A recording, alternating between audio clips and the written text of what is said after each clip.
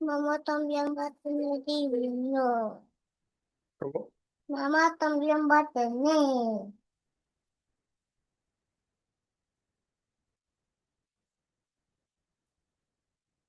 ¿Quieren fue el problema? Sí.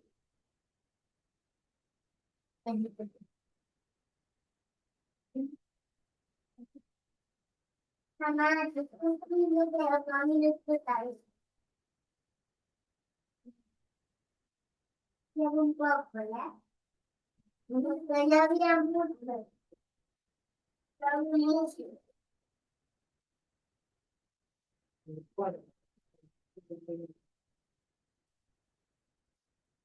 Mamá,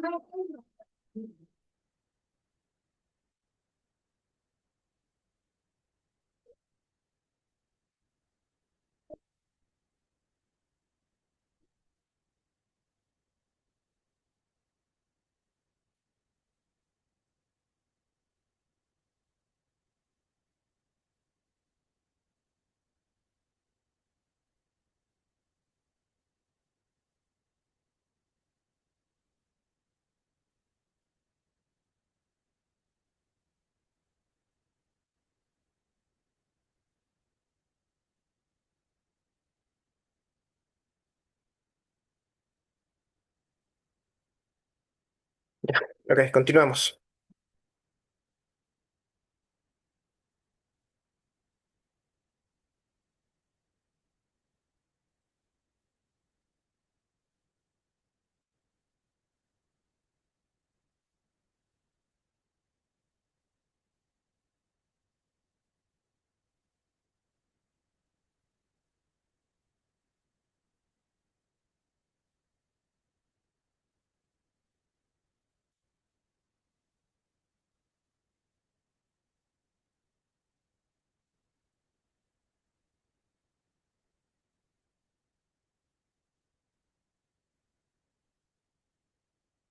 Ya, entonces les decía que vamos a usar tuples cuando no querramos que nuestro valor, nuestro objeto, sea modificable, ¿no? Porque es inmutable, recuerden.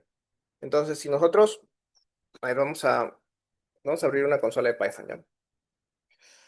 Nosotros aquí en la consola de Python agarramos y hacemos punto igual a name tuple, lo mismo, punto.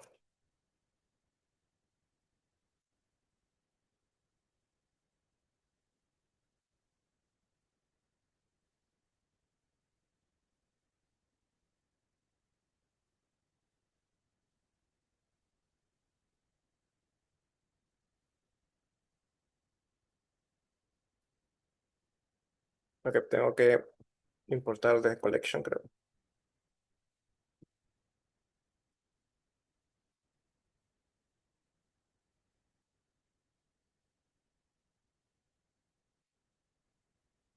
Ah, vamos a copiarlo.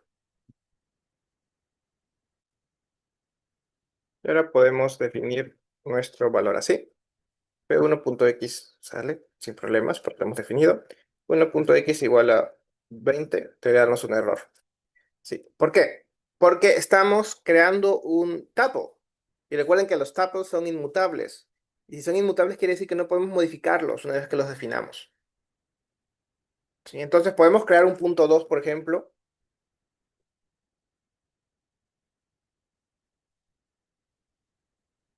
Y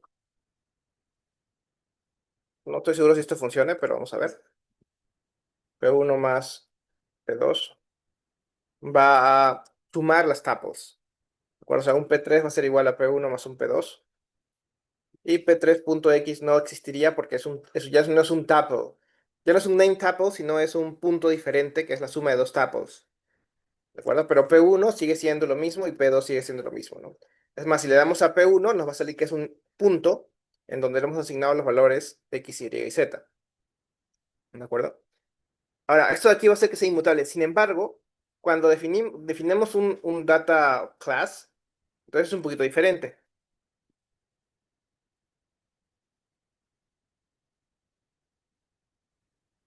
Aquí hay un pequeño error de indentación.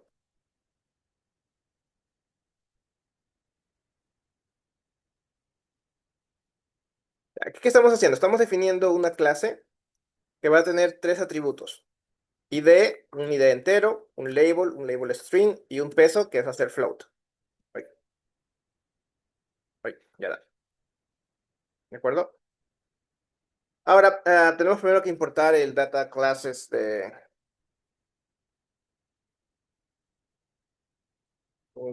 diccionario. Ahora sí. Ya tenemos nuestra clase nodo. Entonces, si le definimos a nuestra clase nodo, y vamos a definir de repente uno, inicio y nada más, vamos a tener que nuestro peso va a ser 1.0 porque lo hemos definido como un defecto, ¿no? Y aquí sí podemos cambiar nuestro valor, ¿no? Por ejemplo, podemos poner 20 y n1.peso ya sería 20, ¿no? Si vamos a n1 nada más, vamos a tener que nuestro valor ha cambiado y también podemos cambiar el ID. Esto de aquí es útil cuando querramos definir diccionarios pequeños, ¿de acuerdo? Eso de aquí es para ahorrar memoria de manera masiva. Si se dan cuenta, aquí no estamos generando una función dentro de la clase, pero sino más bien estamos generando un valor que nos va a servir para poder utilizar los valores dentro de nuestra clase.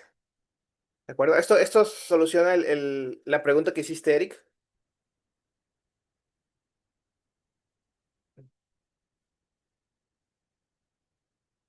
Perdón, Oscar. Siempre me confundo tu nombre. Perdón, Oscar. Lo siento, Oscar. Entonces, si se dan cuenta, Python es un lenguaje que tiene muchos truquitos, ¿de acuerdo? Sobre todo para poder hacerlo eficiente. La idea es que ustedes vayan más o menos entendiendo esos truquitos para que, eh,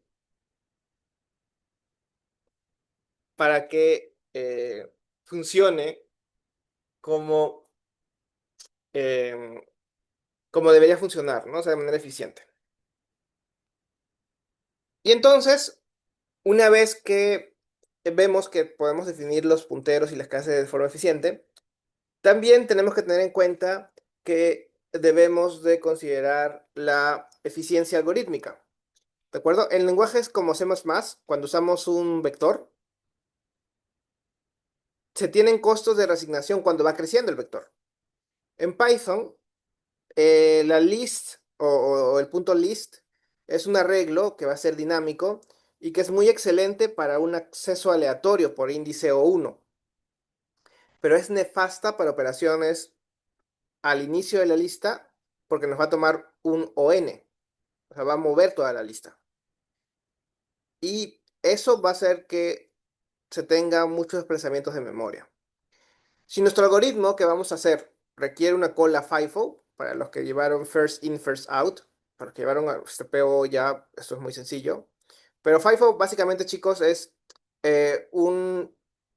una forma de conseguir los datos en donde el primero que va a entrar va a ser el primero que va a salir. O sea, si es que tenemos que sacar algo del arreglo, el primero que va a salir siempre va a ser el primer elemento que hemos metido. ¿Ya? O si vamos a hacer una fila, que en este caso, que sería LIFO, o sea, last in, first out. El último que entra va a ser el primero que sale.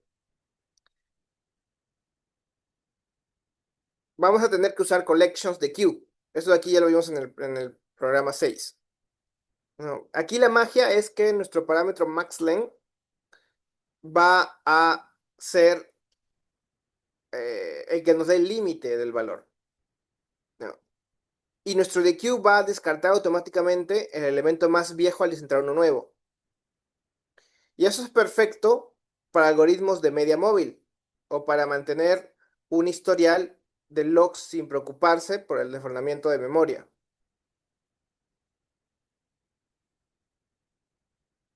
Ujú.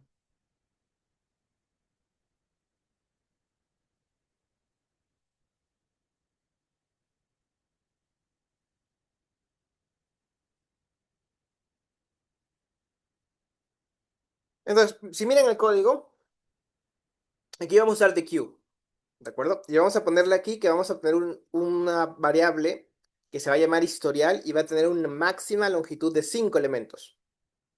Entonces, vamos a ir desde el rango 0 al elemento 10 y vamos a ir agregando event 1, o sea, event I, ¿no? Que va a ser un 0, 1, 2, 3, 4, 5. Y recuerdan que ¿qué hacía el de queue? Hacía comportarse esto como un LIFO. Entonces, perdón, como un FIFO. Entonces, el primero que ha entrado va a ser el primero que va a salir. Entonces, nos va a quedar historial 5, historial 6, historial 7 hasta el 9. Y eso de allí es lo que va a ser nuestro de queue. O sea, si aquí, em, bueno, vamos a ejecutar esto porque es un for.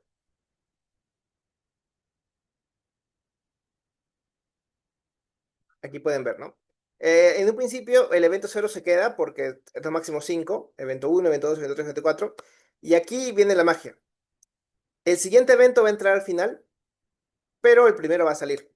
Entonces ya no va a haber evento 0, sino que va a haber solamente evento 5. Seguimos. El evento 1 va a salir ahora, ya no va a haber evento 1 y va a entrar el evento 6.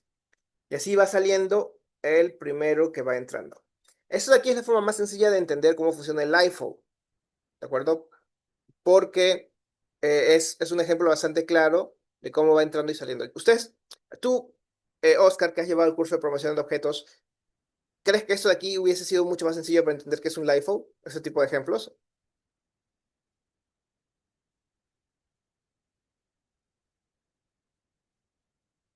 Creo que Oscar no está.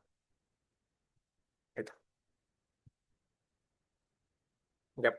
Entonces, de esta forma es como el LIFO funciona para ir agregando y guardando la memoria.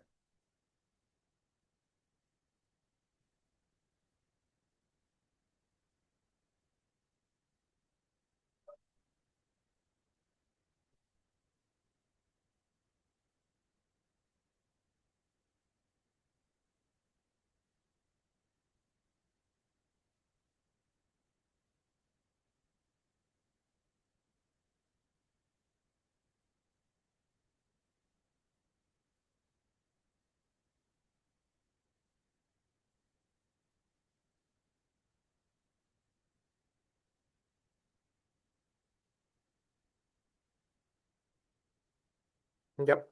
Entonces, hasta aquí hemos visto cómo funciona el LIFO de una manera eficiente con Python para no tener que tener una función de O a la n, sino simplemente un O a la 1.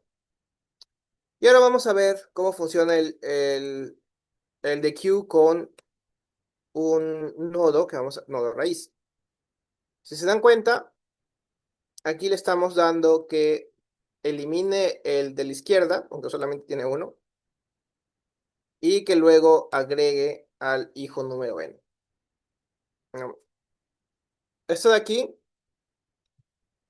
va a mantener el valor de actual, el POF que se ha quitado, y se le va a agregar un hijo n por cada uno. Ahora es un while infinito que nunca acaba. Sí, sí, las aclaraciones van a quedar.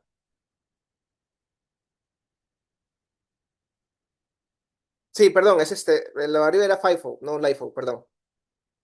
Last in, first out sería otro tipo de cadena, lo siento. Bien, entonces vamos viendo cómo, cómo esto se va a utilizar, ¿no? Aquí, por ejemplo, tenemos la variable en corriéndose, ¿no? Si nosotros le damos aquí al siguiente valor, el Q va a estar en the Q hijo n, el actual va a ser hijo n y así sucesivamente, ¿no? Se va a quitar, se va a eliminar y luego vamos a agregarle, ¿no? Ahora, esto nunca va a terminar porque el Q siempre va a estar con un objeto dentro. Bueno, ahora, si en vez de ponerle uno solo, le ponemos dos, y le damos, espérense,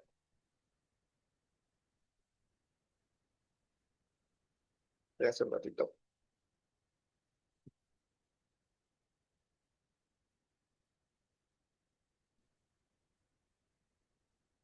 Ya. Aquí estamos parando y vamos a, ay, perdón, esta barrita de Zoom me molesta mucho.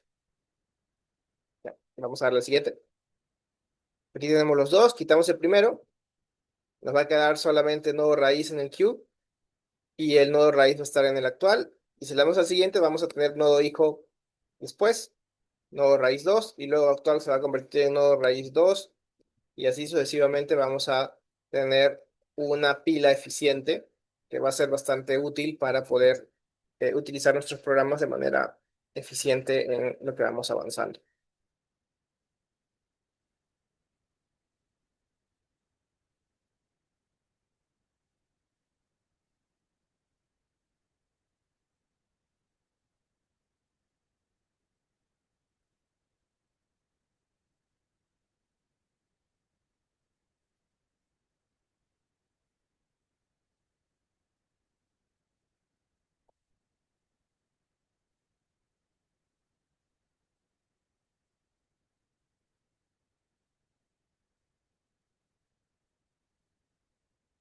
Bien, entonces, ahora que más o menos vamos viendo que la forma eficiente de generar elementos en Python es utilizando las librerías que tienen Python y no necesariamente los valores que ya vienen por defecto, tienen que tener en cuenta que todo esto es importante para poder hacer las cosas más eficientes, ¿no? Y tienen que entender algo. Los diccionarios de Python básicamente es algo muy útil en la programación. O sea, a pesar de que Python 3.7 mantiene el orden de inserción, básicamente lo que va a eliminar la necesidad de usar order dict en el 90% de los casos, lo que realmente nos interesa para los algoritmos es la eficiencia al combinar fuentes de datos. Muchos programadores aún usan bucles o el método update, que es básicamente in place, o sea, que se utiliza en el lugar. Desde la versión 3.9 vamos a tener el operador de unión, el operador pues, de unión, esta barrita perpendicular, que nos va a permitir fusionar los diccionarios de forma funcional y limpia. Además, vamos a ver que las vistas de los diccionarios, cuando llamamos a los keys o a los items, van a hacer una lista nueva. Es decir, que vamos a crear una ventana dinámica de los datos originales. O sea, si el diccionario cambia, la vista cambia y la memoria va a ser ahorrada 100%, que es lo más importante. Y aquí vamos a ver un ejemplo de diccionarios. Aquí tenemos una unión moderna de diccionarios, que es configuración base.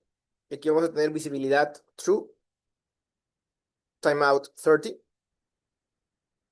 Y una configuración de usuario, timeout 60, tema dark.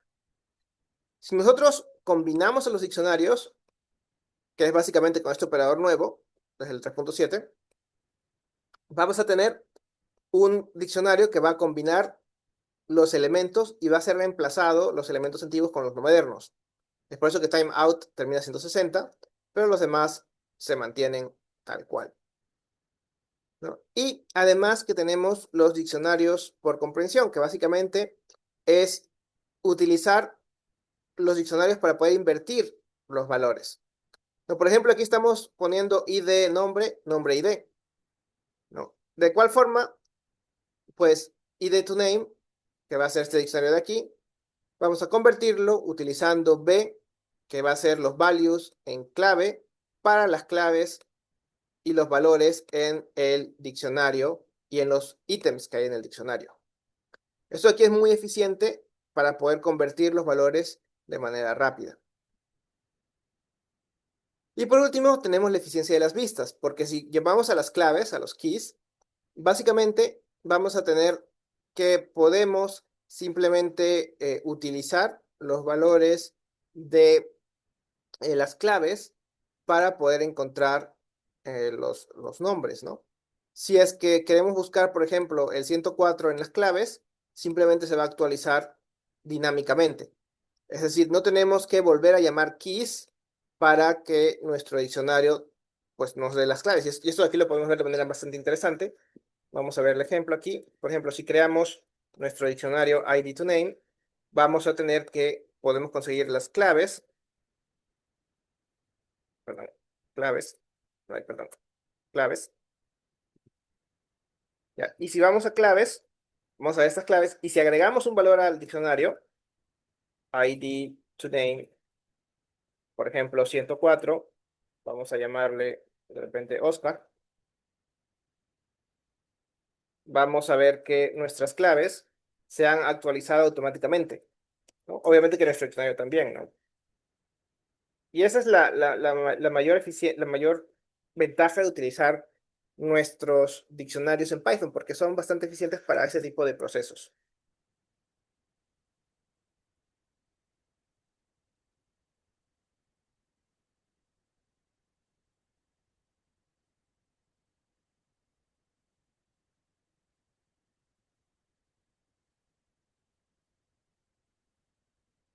Bien, entonces, lo que hemos visto hasta ahora es cómo se utilizan los diccionarios de manera eficiente.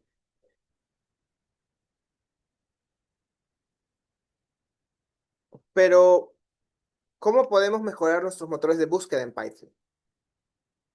Por ejemplo, si tenemos un algoritmo que va a verificar pertenencia, o sea, este usuario está en la lista de prohibidos, usar una lista es un error de principiantes, ¿de acuerdo? No vamos a usar listas para verificar cosas, porque va a hacer un O a la N todo el tiempo. Más bien, podemos usar un set en Python, que es una tabla hash sin valores, lo que va a reducir la búsqueda a un O1. Es súper eficiente, súper rápido, ¿no? Pero vamos a ir más allá. Los frozen, los frozen sets básicamente es la versión inmutable del set. ¿Y por qué importan? Porque al ser inmutables son hashables. Y esto va a significar que pueden usar un front set, un frozen set como una llave de un diccionario o como un elemento de otro set. Imaginen un algoritmo de grafos donde la llave de su caché es un conjunto de nodos visitados. No pueden usar un set normal, pero sí pueden usar un front set que es perfecto, ¿no? Y para esto pueden verlo aquí. Tenemos dos sets, ¿de acuerdo? Un set que va a ser 1, 2, 3, 4. Básicamente lo que estamos haciendo aquí es algo muy interesante, que es básicamente poner un seteable de los valores que están aquí adentro. Y 1 es a 1, 2 es a 2, 3 es a 3, 4 es a 4. Es decir, que si vamos al set A, vamos a ponerlo así, para que lo miren.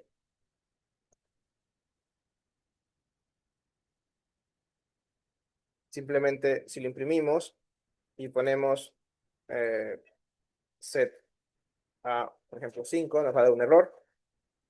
Si le damos un set 2, sí, nos va a dar un error. Y básicamente, si ponemos aquí, por ejemplo, 1 inset, nos va a dar los valores más rápido y más eficiente. Es mucho más rápido que utilizar, por ejemplo, set lista,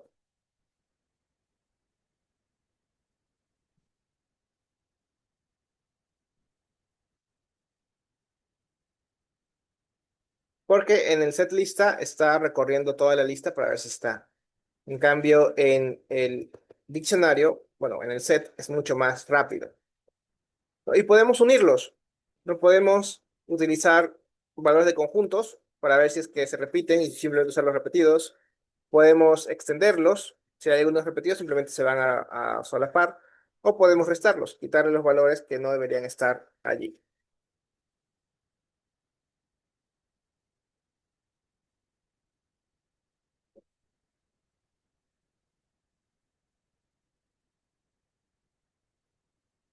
Bien, entonces,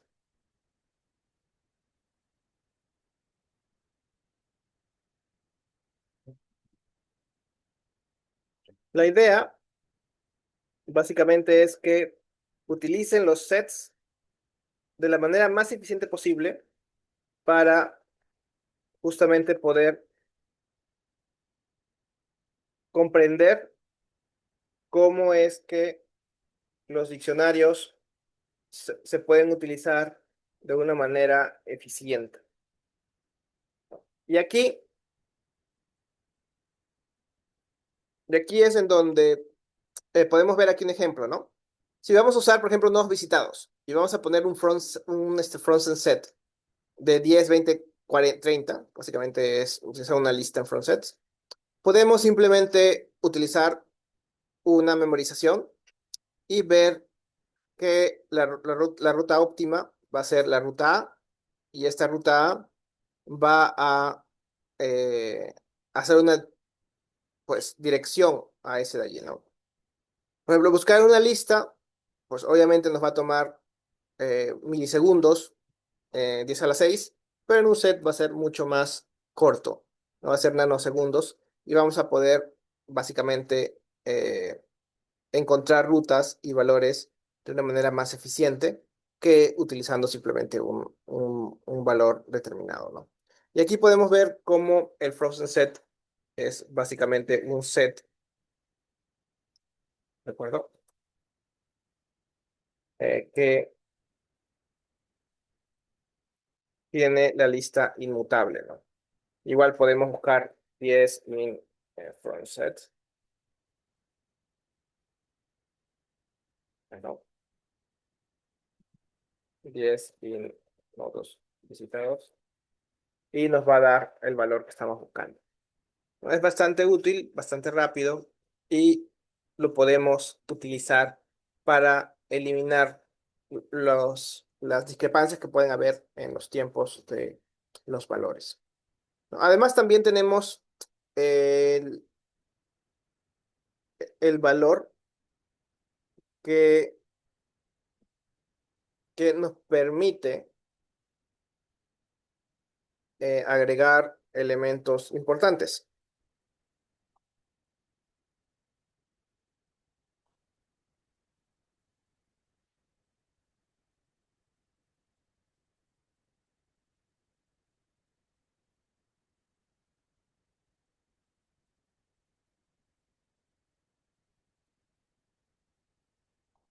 Imaginemos que ahora nosotros queremos utilizar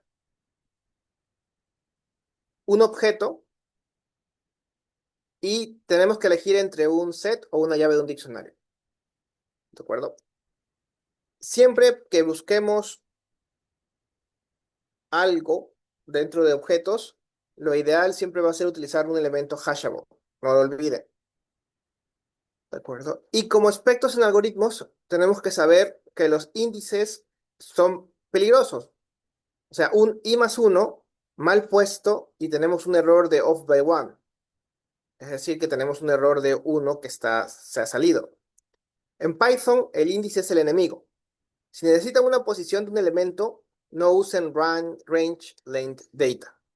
Usen enumerate. Bueno, si necesitan recorrer dos arrays en paralelo, como en una multiplicación de matrices o en comparación de vectores, no usen dos índices, usen zip. Estas funciones no son solamente para decorar, son iteradores muy perezosos. No generan una lista en memoria, más bien generan los valores uno a uno a medida que el bucle los pide.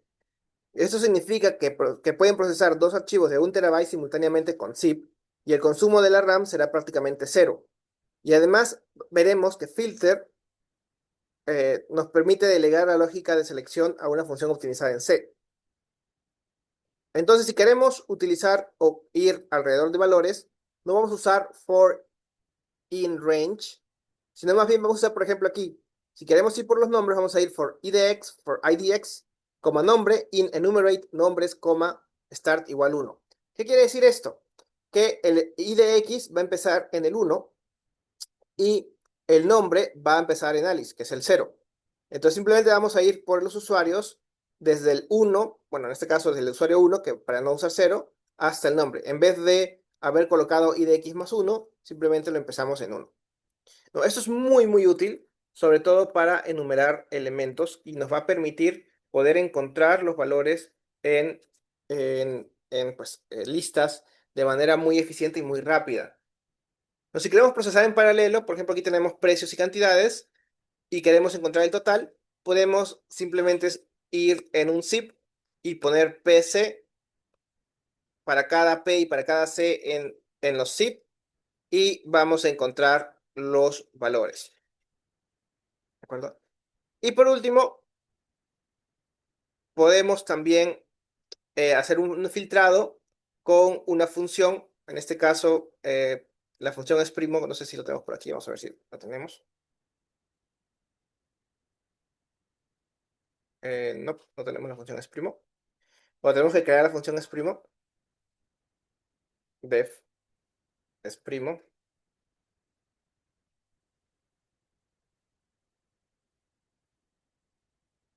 ¿Cómo podemos ver si es primo? If x es, es complicado. No, no existe un algoritmo para saber si son primos. A ver, déjame recordar. Bueno, vamos a simplemente por ahora poner if x eh, in 2, 3, 5, 7, turn else. Es una forma de hacerlo de esta forma o simplemente podemos hacer lo siguiente. Return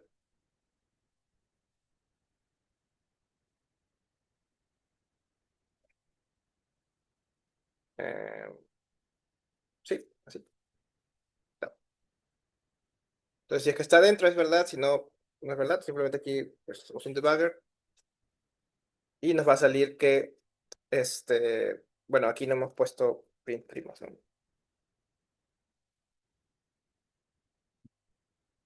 Y aquí nos va a filtrar los primos, ¿no? De la lista que tenemos aquí.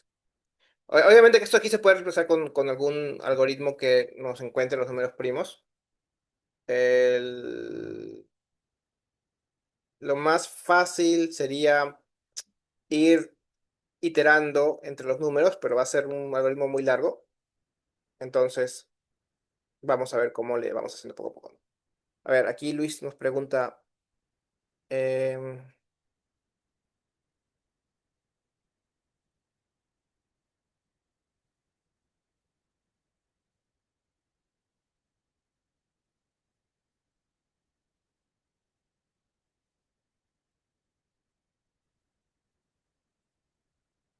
ya, recuerden que zip es para recorrer la matriz, ¿de acuerdo? Si queremos buscar una identificación, usamos sets.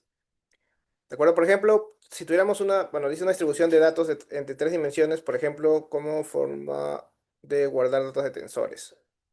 Ya. O sea, yo imagino que Luis está diciendo algo así como tener un elemento A igual a 1, 2, 3, 2, 3, 4, ya, así, ¿verdad? Una distribución de 3 dimensiones de datos y, bueno, aquí estoy usando sets, ¿no? Si se dan cuenta, tengo sets dentro de una lista.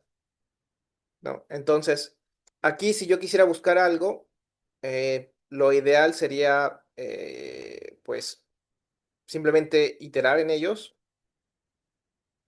Podemos usar el in, que es muy eficiente, de una enumeración de esto, si necesita. O sea, por ejemplo, sería algo así como for IDX, lo mismo, ¿no? Tensor in enumerate. Aquí sería a start for one f. Aquí el IDX, el tensor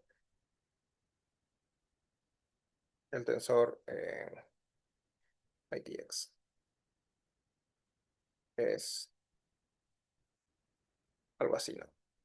Y ahí podrías incluso hacer alguna operación, ¿no? Tensor, no sé, tensor if, tensor Bueno, aquí no podemos recorrer los valores lo hemos puesto en sets. Tenemos que haberlo puesto así. O en un tuple, ¿no? Bueno, aquí depende mucho si es que vamos a operar o no vamos a operar. Pero algo así, ¿no? Entonces, si, no sé, si el tensor es igual a 1, ¿no? Una cosa así, print. Te encontré, ¿no? Algo así, ¿no? No sé, no se me ocurre nada, pero una cosa así, ¿no? O sea, sería la forma más eficiente de poder hacerlo, ¿no?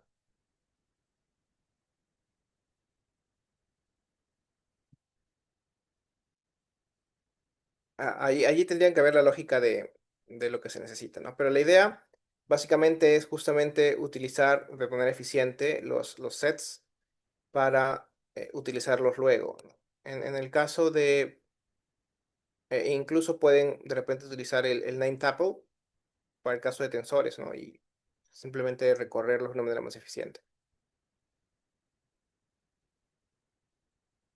Allí hay muchas cosas por hacer que luego vamos a ir viendo un poquito más en específico. Bien, entonces, la idea básicamente es ser capaces de poder utilizar los elementos de utilización correctos.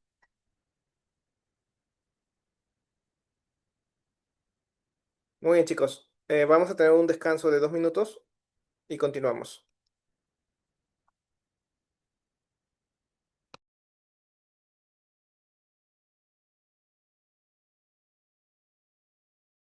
Cómo los objetos inmutables y mutables son útiles en Python. Sí, y ahora vamos a tener un poquito eh, de cómo funciona la refactorización. ¿De acuerdo? Imaginemos que vamos a utilizar un algoritmo clásico de anagramas. En un lenguaje tradicional, crearían un arreglo de 26 posiciones y recorrerían cada string, sumarían las frecuencias y ya está, ¿no? Unos 15 reglones de código, más o menos. En Python, si entendemos la estructura que acabamos de ver, el algoritmo se vuelve trivial, legible y extremadamente eficiente. El reto no es solo que funcione, sino que sea Pythonic, o sea, que tenga la forma de Python. ¿De acuerdo? Vamos a comparar la versión de C-Style contra la versión de Python Style. Y vamos a usar counter y vamos a evaluar por qué la segunda es menos propensa a errores. Bueno, por ejemplo, en la primera tenemos la forma de hacerlo en C. ¿De acuerdo? Vamos a hacer un anagrama S1, S2. Si es que la longitud de S1 es diferente a S2, vamos a retornar falso en un principio. Y luego vamos a hacer un sorted de S1. Vamos a arreglarlo. Y luego vamos a hacer un sorted de S2 y vamos a compararlos. Si son iguales, entonces va a ser verdad. Si son diferentes, va a ser falso. ¿De acuerdo? Esto quiere decir que vamos a tener las mismas letras en distinto orden, pero que son al final un anagrama, ¿no? En cambio, en el enfoque de Python es un poquito distinto. Aquí simplemente vamos a usar counter. ¿De acuerdo? Counter lo que va a hacer es, primero, evaluar o generar un array de S1 y vamos a comparar los diccionarios. No vamos a comparar los elementos, ¿no? Por ejemplo, vamos a hacerlo aquí rapidito y vamos a ponerlo de esta forma. Y vamos a poner aquí un valor de counter str1. Oh, perdón, no he importado counter. Import from collection, import counter. Counter. Está. Aquí nos ha creado un anagrama. Bueno, no un anagrama, ¿no? Nos ha creado nos ha creado un diccionario que está contando la cantidad de palabras que hay, ¿no? Estamos viendo O0, perdón, cuántas O hay, cuántas P hay, y así sucesivamente, ¿no? Y si vamos a un counter del str2, va a ser exactamente lo mismo, ¿no? Obviamente que el orden tal vez es diferente, pero es un diccionario, entonces en un diccionario el orden no importa. Y como estamos comparando los diccionarios, y la comparación es muy eficiente en Python, ya no vamos a eh, tener que tener un n a la n porque no vamos a tener que ordenar los valores, sino que simplemente vamos a tener una comparación de O a la n, o sea, vamos a comparar los elementos uno por uno, es bastante eficiente, ¿no? Entonces, aquí estamos evaluando como una misma función, un mismo algoritmo, que es comparar si es que estos dos son anagramas, o sea, tienen la misma cantidad de letras y en diferente orden, se pueden evaluar de una manera eficiente. Entonces, aquí vamos a tener un procesamiento de la matriz y vamos a extraer los cuadros de los pares, ¿no? Esto aquí es para justamente ver cómo los valores son más eficientes al momento de generar procesamiento por bloques. La idea básicamente es que ustedes sean capaces de escribir cosas con menos código sin necesidad de eliminar la funcionalidad correcta, ¿no? Si es que alguno de ustedes ha usado C++ o Java, imagino que están acostumbrados a inicializar una lista vacía y usar un for con un if interno para filtrarla. En Python eso es considerado un anti-pattern, es decir, un patrón incorrecto, porque es muy lento y además es muy tedioso. ¿De acuerdo? Para eso vamos a usar listas comprehension. No son solo estética. El intérprete de Python optimiza su creación a nivel de bytecode. Sin embargo, el verdadero poder surge cuando vamos a aplicar la lógica condicional anidada, es decir, filtrar elementos y transformarlos los que queden. O incluso usar lógica if-else para decidir el valor de salida. Es en esencia una operación de map y filter, que va a estar combinada en una sintaxis legible por humanos. Aquí tenemos un ejemplo bastante claro, ¿no? De una matriz. Una matriz que va a ser una matriz de 3x3, donde vamos a tener 1, 2, 3, 4, 5, 6, 7, 8, 9. Aquí vamos a primero aplanar la matriz. ¿De acuerdo? Vamos a filtrar la línea utilizando justamente el Nested Comprehension, ¿no? Por ejemplo, vamos a tener aquí los pares cuadrados. Vamos a elevar al cuadrado cada fila en la matriz para cada X en cada fila. Solo si es que el X es un X par. Es decir, vamos a evaluar los elementos que estén dentro de las filas pares. Si se dan cuenta, aquí tenemos eh, los valores que están aquí y vamos a recorrer uno por uno para encontrar los valores pares, ¿no? Para recorrer primero los valores dentro de la lista, estamos haciendo este de aquí, ¿de acuerdo? For x in fila, ¿de acuerdo? For x en fila, o sea, para cada x en la fila, ¿no?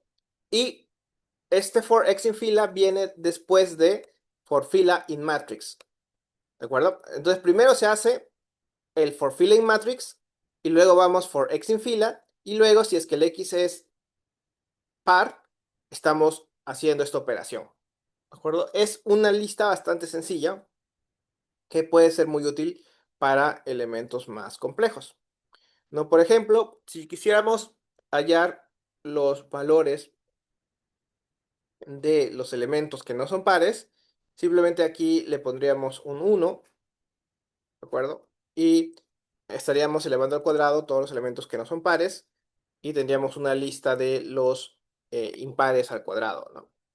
Aquí la idea básicamente es ir eligiendo los valores para que nuestro número sea de una manera más eficiente. Aquí tenemos otro ejemplo, por ejemplo, aquí estamos poniendo un if-else, ¿de acuerdo? De por fila en la matriz, por cada x en la fila, si es que el x es mayor a 0, aquí estamos eligiendo todos los valores, mayor o igual a 5, entonces pon el x, si no, pon 0.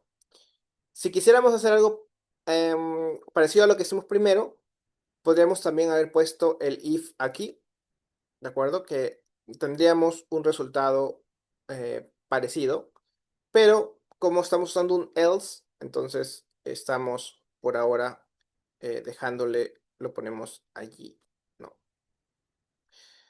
Eso aquí es muy importante porque la idea es que ustedes vayan entendiendo que esta forma de utilizar los for y los ifs son más eficientes que los valores normales, ¿no?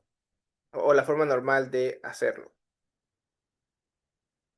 Incluso aquí, bueno, sí, esta aquí es la forma más eficiente de hacerlo.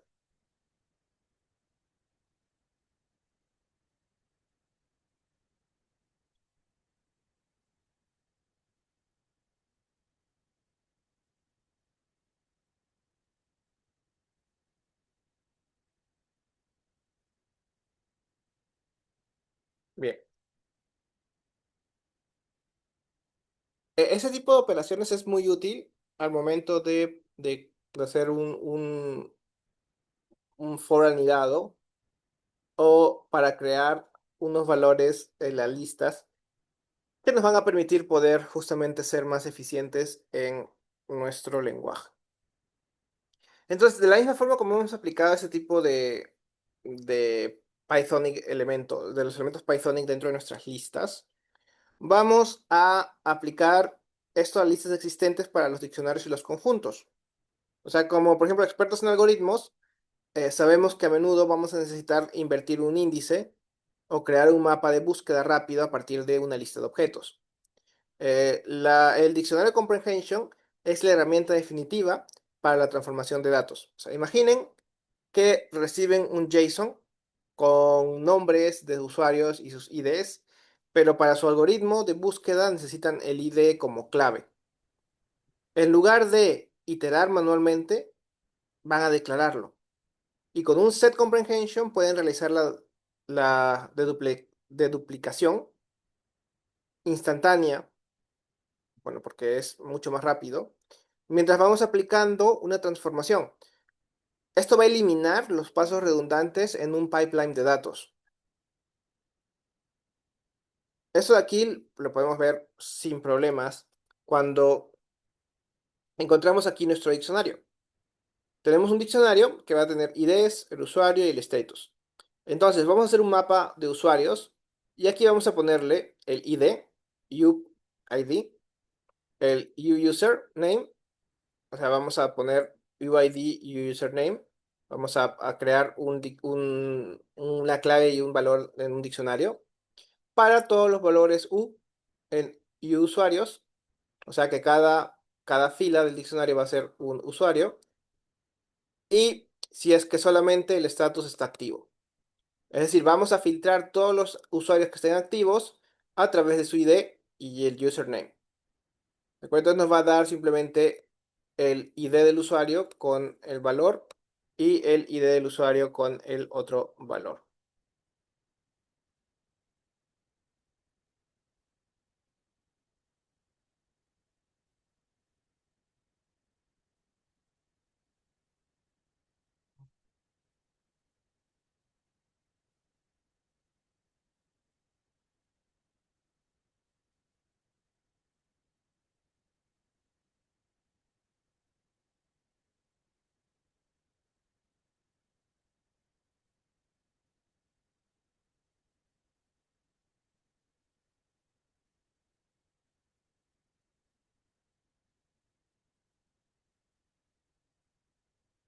Ya. Entonces, de la misma forma, podemos hacer lo mismo con los emails, ¿no? Aquí tenemos, por ejemplo, un comprehension que va a extraer dominios de una lista de emails. O sea, tenemos una lista de emails que tienen dominios Google, Python y Google.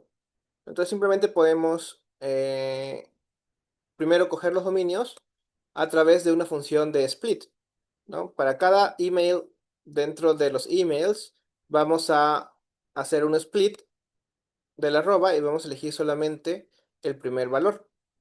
De esta forma vamos a crear un diccionario que va a tener solamente los dominios de lo que hemos encontrado. Lo es mucho más rápido y obviamente que va a consumir mucho menos recursos porque solamente va a utilizar un, un consumo de O a la N, o sea, porque vamos a simplemente recorrer la lista una sola vez. Entonces es mucho más eficiente para poder recorrer valores que vamos obteniendo a lo largo de los elementos. Y entonces aquí vamos a ver lo que sigue, que sería un valor importante, que es cómo utilizar el algoritmo correcto va a consumir un espacio y un tiempo de iteración mucho menor. Por ejemplo, una lista de 1 millón de enteros en Python va a consumir más o menos unos 32 megas de RAM. Si solo necesitáramos iterar sobre ellos una vez para sumarlos, cargar toda la lista en la memoria es un desperdicio. Y aquí entran los generator expression, que básicamente tienen la misma sintaxis que el list comprehension, pero usan paréntesis en lugar de corchetes. La principal diferencia es que una lista calcula todos los valores de inmediato, mientras que en un generador no va a calcular nada hasta que se lo pidas. Produce un elemento, lo entrega y lo olvida. Esto permite procesar flujos de datos que son muy grandes y que la RAM no permitiría disponerlos en el servidor. Por ejemplo, aquí tenemos una lista de 1 millón. ¿De acuerdo? Estamos poniendo una lista de 10 millones de elementos. Creo que esto aquí va a arrojar error, porque tiene su guión. Bueno, vamos a ver un poquito. Y estamos creando un arreglo al cuadrado. ¿De acuerdo? Si se dan cuenta, aquí estamos generando un array de los valores. ¿De acuerdo? Aquí va a calcular y va a guardar 10 millones de elementos. ¿De acuerdo? Y vamos a ver cuánta memoria RAM utiliza. Y aquí vamos a ver lo mismo, pero vamos a generarlos con nuestro generator expression, que va a ser, si se dan cuenta, paréntesis en vez de corchetes. Y vamos a ver cuánta memoria utiliza. Bueno, y luego vamos a hacer lo mismo, pero con la suma, para que veamos qué tan rápido lo puede hacer. No necesitaríamos crear una lista intermedia, sino que simplemente vamos a sumar los valores. Y vamos a ejecutarlo.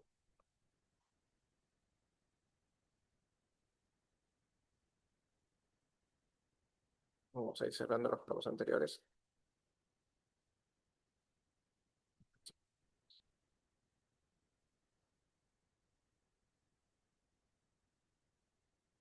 Perdón, esta de aquí es la clase de mañana. Estamos en el 15. Aquí vamos a ejecutar. ¿Se dan cuenta? La memoria de la lista del primero utiliza 84 megas. ¿De acuerdo? Es bien grande. Mientras que la memoria del generador utiliza solamente 200 bytes. ¿Se dan cuenta la diferencia para cargar información?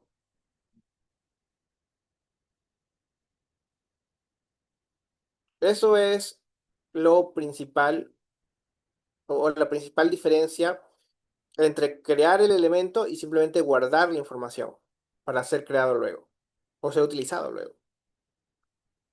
Esto de aquí es mucho más eficiente que estar leyendo toda la información de golpe y procesándola en la memoria. Bien, entonces, en Python siempre vamos a tener que una función es un objeto. Recuerden eso. Una función no es un elemento apartado dentro de nuestro mundo, sino que es un objeto que se está creando allí. Se puede asignar una variable, pasar como argumento a otra función o guardarse en una estructura de datos. O sea, una función funciona casi como una variable. Recuerden eso. Esto va a permitir implementar patrones de diseño como strategy o command de forma nativa, o sea, sin la burocracia de interfaces o clases abstractas que requieran otros lenguajes. ¿No? Si están diseñando un motor de procesamiento de señales o un pipeline de transformación, pueden inyectar el comportamiento simplemente pausando la función. ¿No? Vamos a ver cómo esto nos permite crear código altamente modular, donde el qué hacer está separado de cómo iterar.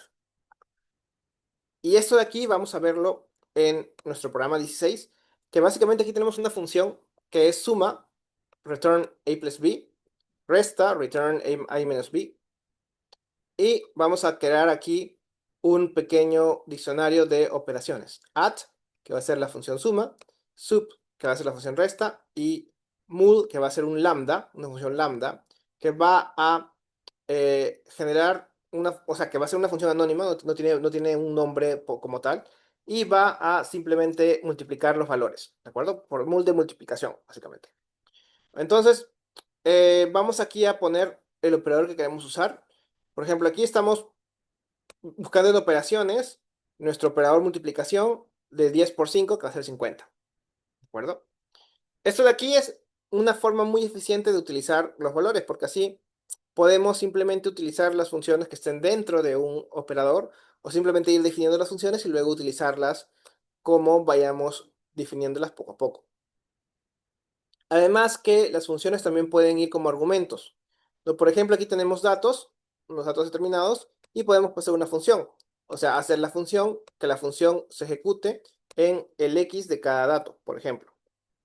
De esta forma, podemos utilizar los valores mucho más eficientes en las coordenadas de datos.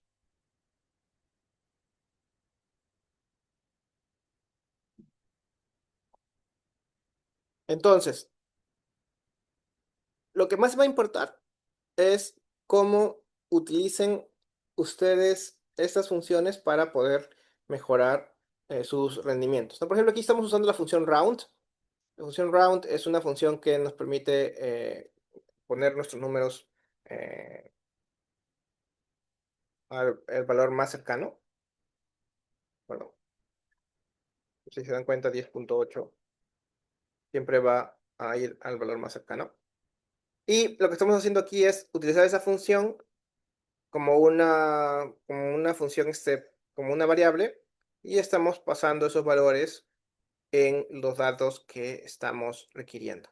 Esto de aquí es muy eficiente para poder aplicar una función rápida y no tenemos que estar constantemente definiendo un valor en la función, ¿no?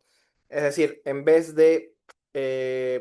en vez de, por ejemplo, hacer algo así como una función de aplicar round,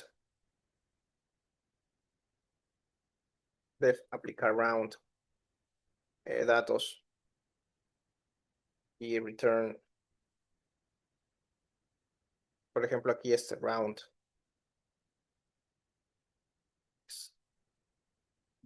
por x, por ejemplo, ¿no?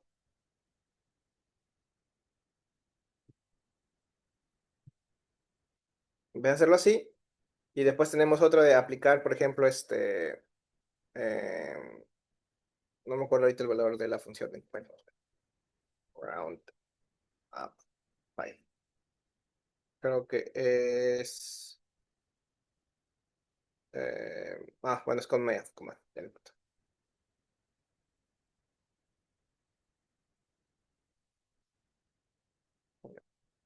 Aplicar, SEO.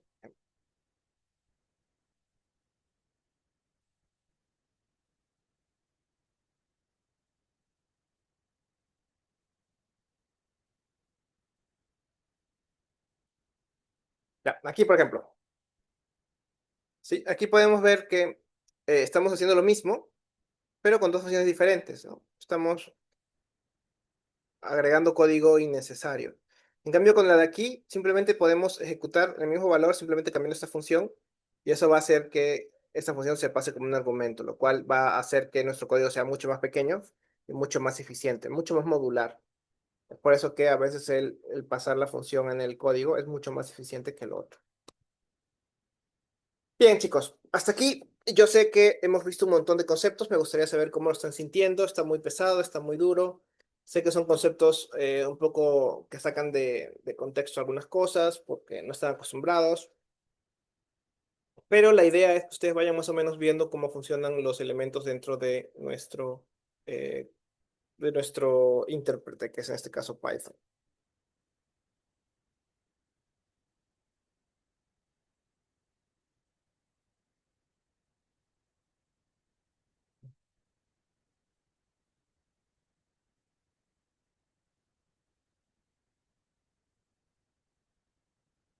Ya, ok.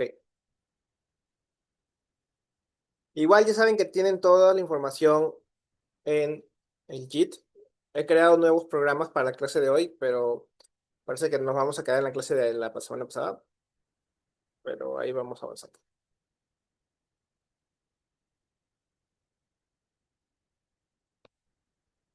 Bien, entonces seguimos.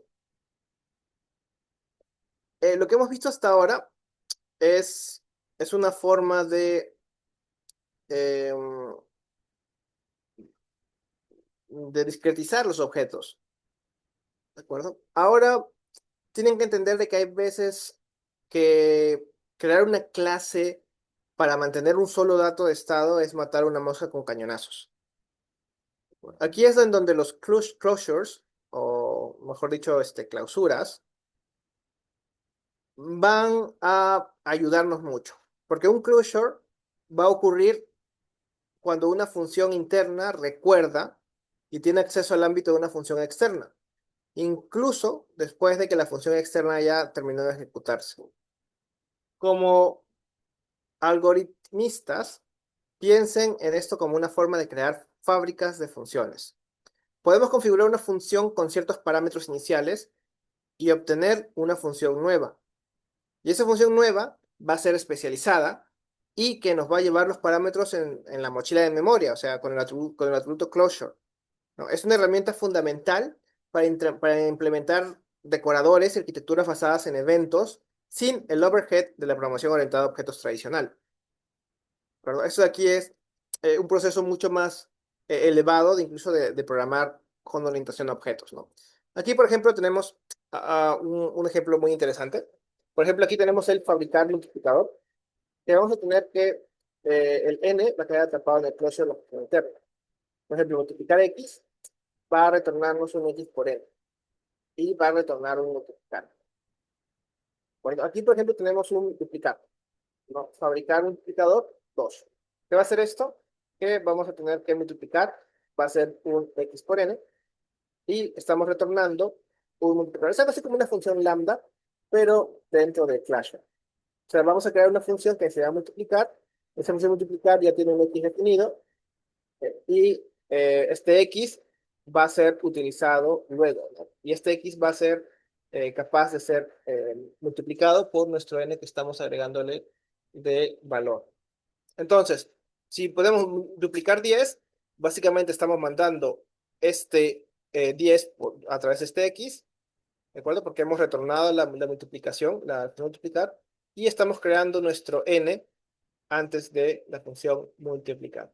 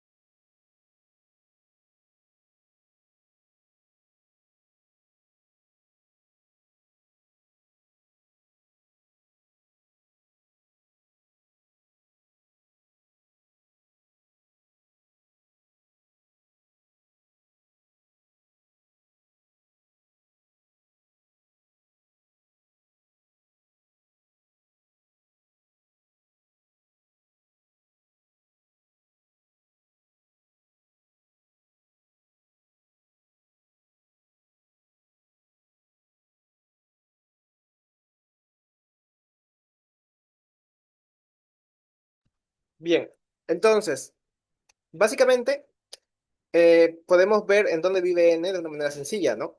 Si vamos a duplicar y vemos el closure, mira, vamos a hacerlo en nuestro... Vamos a poner aquí, vamos a definir nuestra función fabricar multiplicador eh, de una manera eficiente.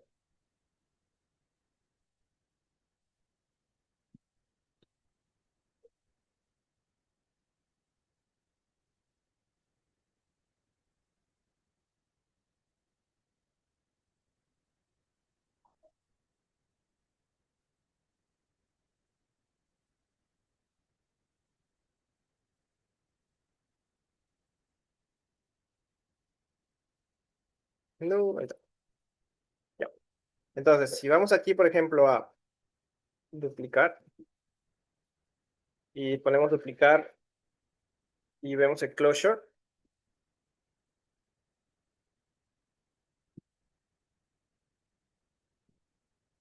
Nos vamos a dar cuenta que tenemos un objeto entero y si vamos al cero, vamos a ser capaces de, bueno, tenemos que poner cell content, ¿no? Cell content, con ese. Vamos a ver que aquí vive nuestro objeto entero, que es el 2, ¿no? Y podemos hacer lo mismo agregando un valor más, ¿no? De repente podemos poner un m.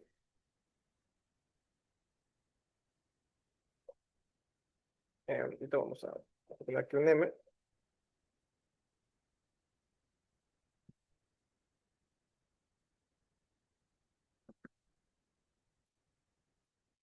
Ponemos m.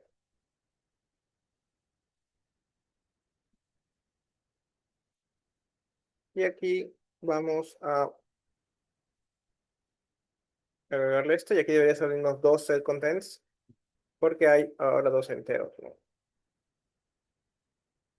Vamos a tener en cuenta que aquí nos da que el duplicar va a ser 25, 40, y aquí nos está dando que el set content es, bueno, en este caso 5, porque es el que hemos agregado. Y si es que le ponemos el content 1, creo que aquí debería salir el siguiente, ¿no? Nos sale el 2, que es el otro valor que está más almacenado dentro de nuestro closure. Y es así como podemos ir viendo los elementos que van creándose en los closures para poder identificar cuáles son los valores que tenemos en cada uno de ellos, ¿no? Incluso si es que copiamos esto de aquí, vamos a copiarlo rapidito. Vamos a hacer un paste.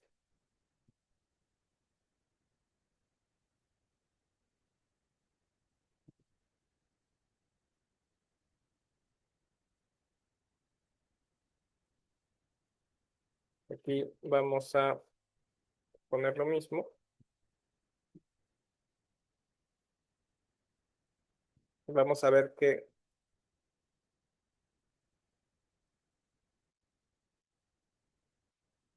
tenemos ahora dos objetos. Pues teníamos solamente uno, ahora tenemos dos, ¿no? Dos enteros que están en el lugar. Y si cambiamos esto en vez de un entero por un string, ¿no? De repente,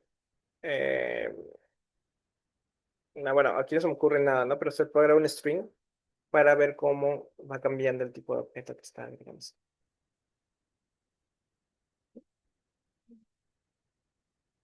Muy bien.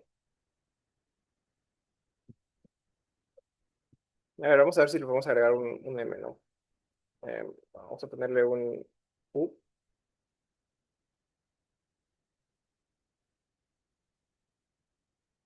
Aquí vamos a retornar un f.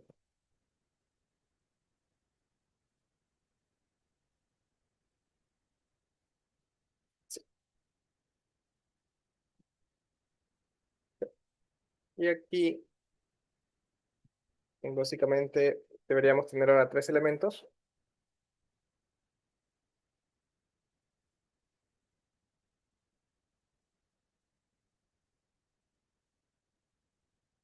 Como así. Y le volvemos a poner aquí esto.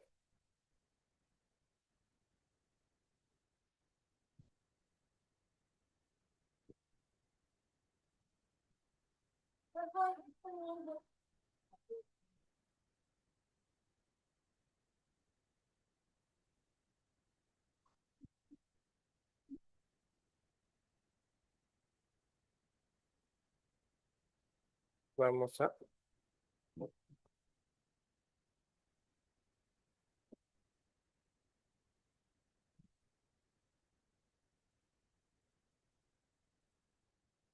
ver que tenemos tres elementos y uno de ellos es un str, que es una cadena de texto.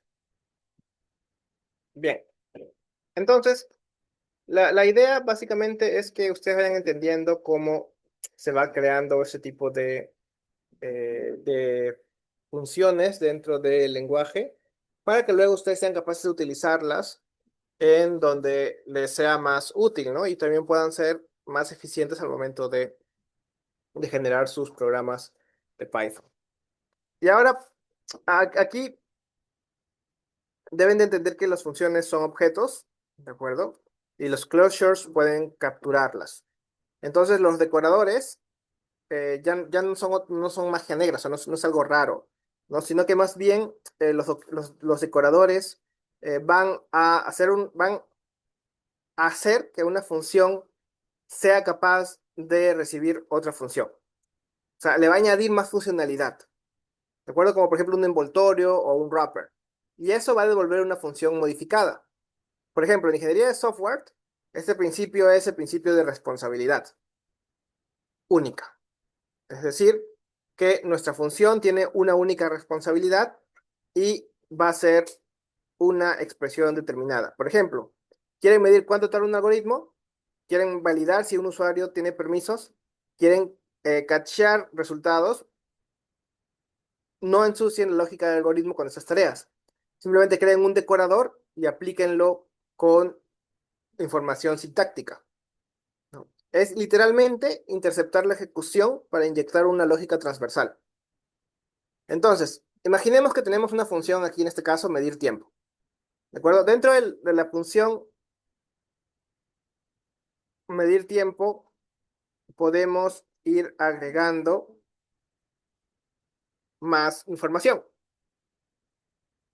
Por ejemplo, aquí en la función medir tiempo tenemos que hay un wrapper que va a tener dos argumentos y va a tener primero un inicio, un time perf counter, que básicamente es un contador, y vamos a tener un resultado que va a ser la función que estamos agregando. Y luego vamos a tener un fin, un elemento final, que va a ser lo mismo, ¿no? El time perf counter, y luego vamos a imprimir cuánto la función tarda en resolver un problema y vamos a arrojar el resultado.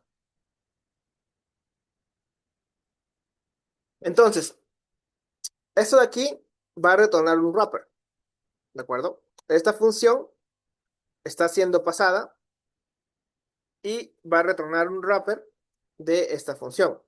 Entonces, ¿qué vamos a poner? Vamos a hacer un wrapper aquí de medir tiempo y vamos a colocar aquí la función algoritmo complejo. ¿Qué significa esto? Que básicamente esta función se está metiendo dentro de este medir tiempo. Este algoritmo complejo viene a ser esta función que está aquí y esa función que está aquí estaría aquí.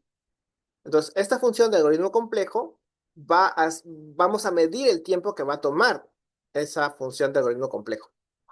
Y así ya no tenemos que pasar información adicional porque esa función ya tiene sus propios argumentos que están siendo pasados en el wrapper. Estamos pasando dos argumentos, están pasándose tal cuales a la función y nos va a permitir poder procesar esa función. Entonces vamos a ejecutar este código y vamos a ver que nos va a dar cuánto tiempo tarda en procesarse, que en este caso es 0.059497 segundos, en ejecutarse, ¿no? Y así podemos agregar cualquier otra función que queramos medir el tiempo. Por ejemplo, podemos aquí decir def multiplicación de matriz.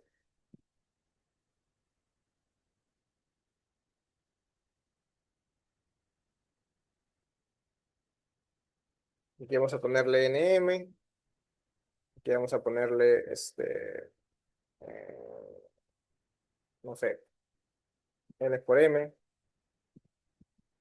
Bueno, no se me ocurre nada ahorita, ¿no? Pero eh, algo así, ¿no? Entonces vamos a tener que nuestra función vamos a poner aquí contar hasta 100 ya.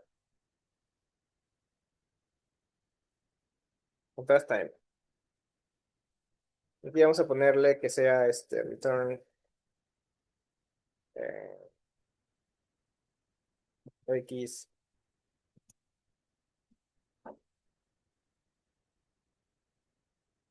eh, sí, voy a pensar.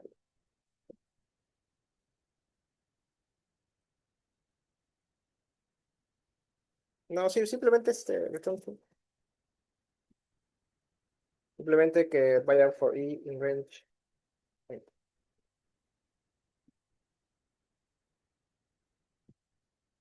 Y que si es que va a hacer esto, simplemente que, no sé,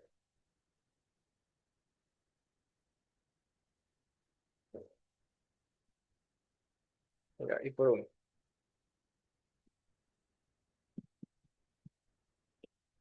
Entonces aquí si le ponemos ahora contar hasta 3 millones, simplemente nos va a arrojar el tiempo de cuánto tardó contar.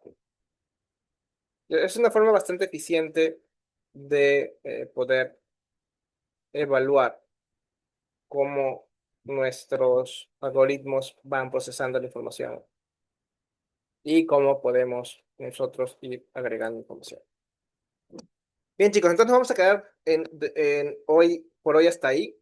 No sé, yo me parece que vamos a necesitar una clase más adicional a las 4 clases. Si es que ustedes quieren tenerla, obviamente, pero ustedes no quieren tenerla y así no nos queda. No sé, ¿cómo están sintiendo el curso hasta ahora, chicos?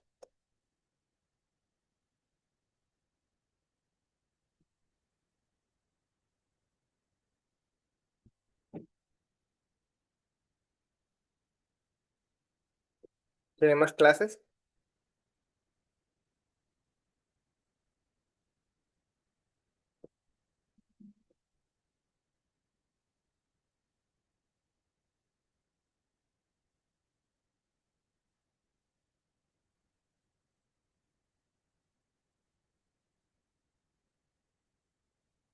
Bien, entonces nos vemos la próxima clase.